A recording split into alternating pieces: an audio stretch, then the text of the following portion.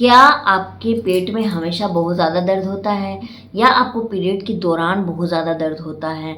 आपको सेक्स करने के दौरान बहुत ज़्यादा दर्द होता है? पीरियड ना होने के बावजूद भी आपके यूट्रस में बहुत ज़्यादा पेन आपको महसूस होता है और लगता है कि आज मुझे पीरियड आ जाएंगे, कल मुझे पीरियड आ जाएंगे, ऐसा आपको फील होता है? या फिर आपको बहुत टाइम से इनफर्टिलिटी की समस्या है, बांझपन है आपके साथ में? अगर आपको इनमें से कोई भी समस्या है और ऐसे सिम्टम आपकी बॉडी में आपको देखने मिल रहे हैं तो आपको इसको इग्नोर करने की बिल्कुल भी ज़रूरत नहीं है, क्योंकि ये आपको इंडिकेट आपकी बॉडी कर रही है कि आपके इंटरनल में कुछ ना कुछ आपको हेल्थ इश्यूज चालू हो चुकी हैं।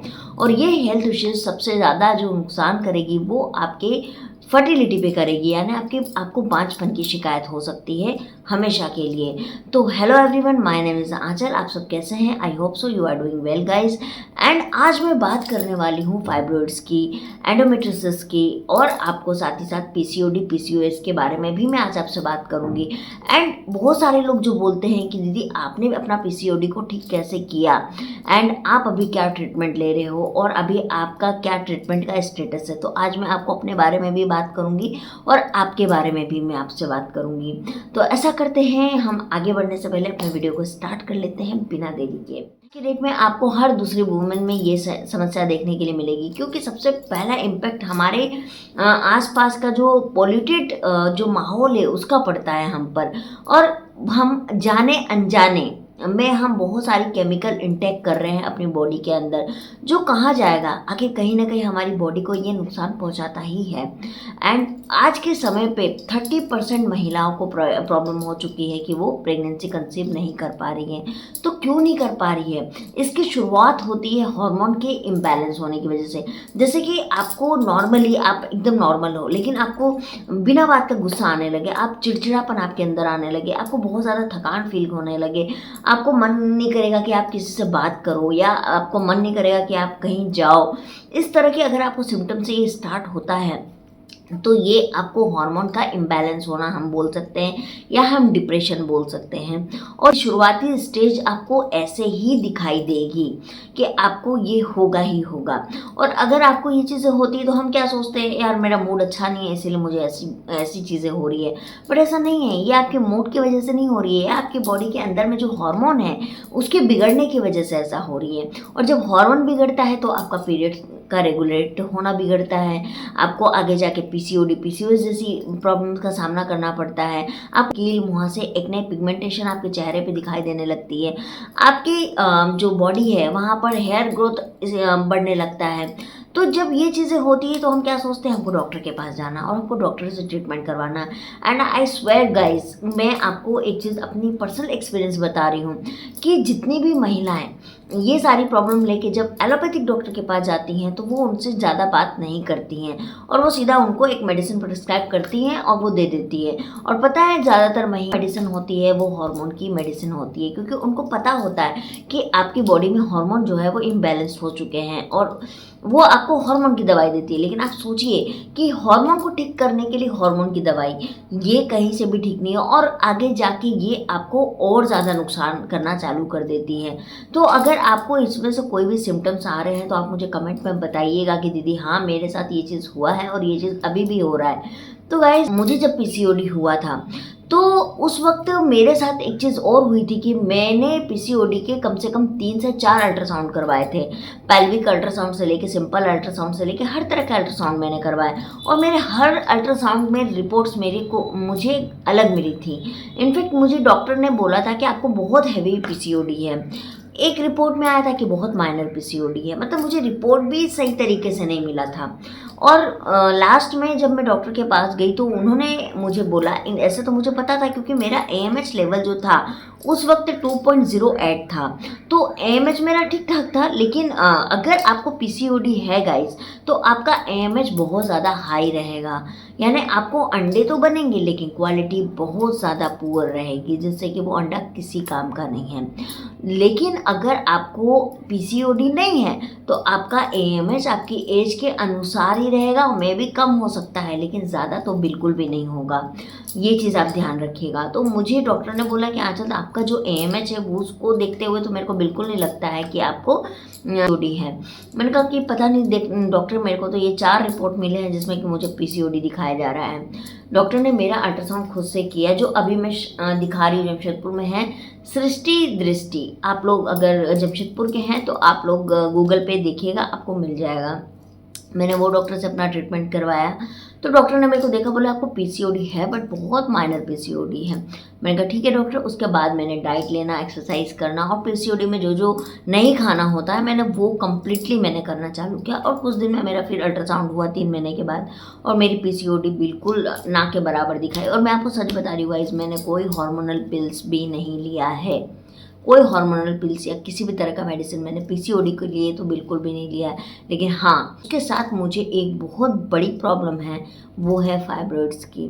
और आपको पता है जिसको भी फाइब्रॉइड है, इंटरनल फाइब्रॉइड होगा या आउटर फाइब्रॉइड होगा, फाइब्रॉइड पे डिपेंड करता है कि वो किस जगह पे किस लोकेशन पर है।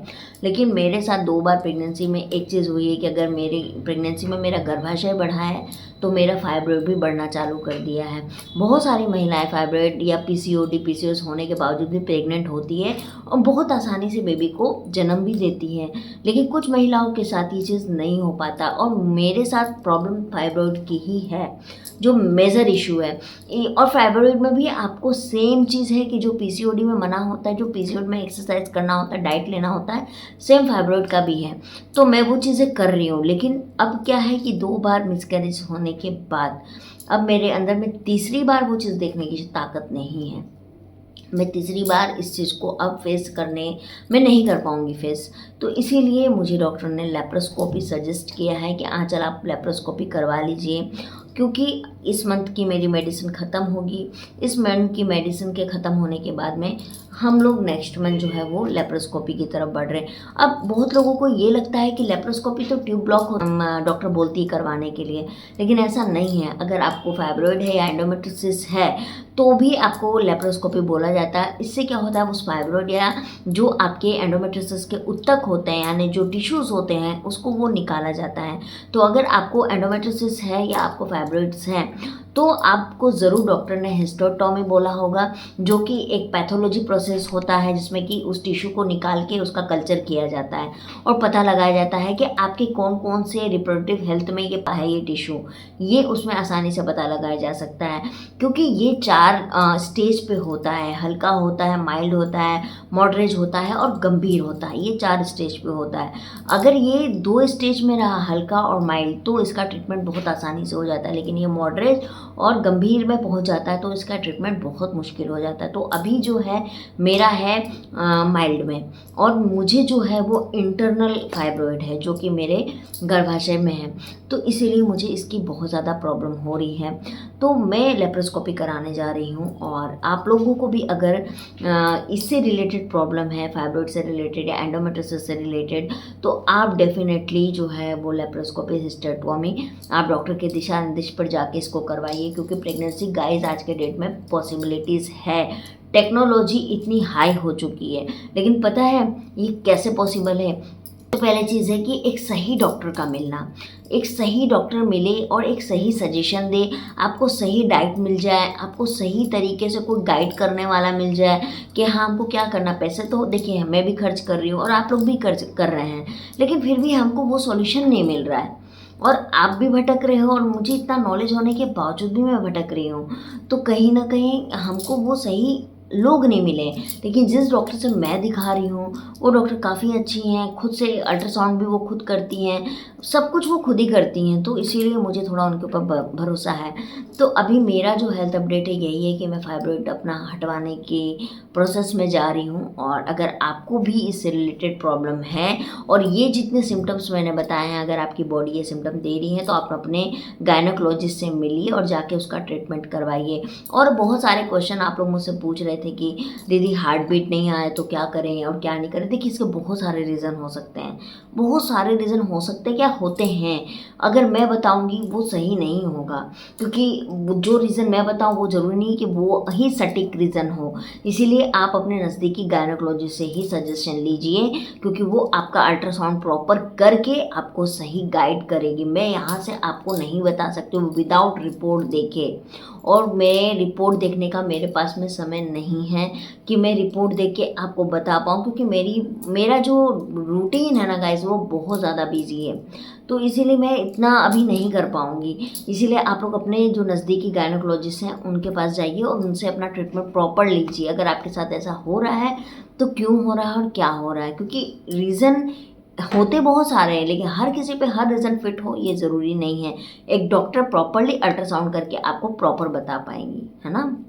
तो आज का वीडियो हम यहीं समाप्त करते हैं और मिलती हूँ मैं बहुत जल्दी आप लोगों से नेक्स्ट वीडियो में।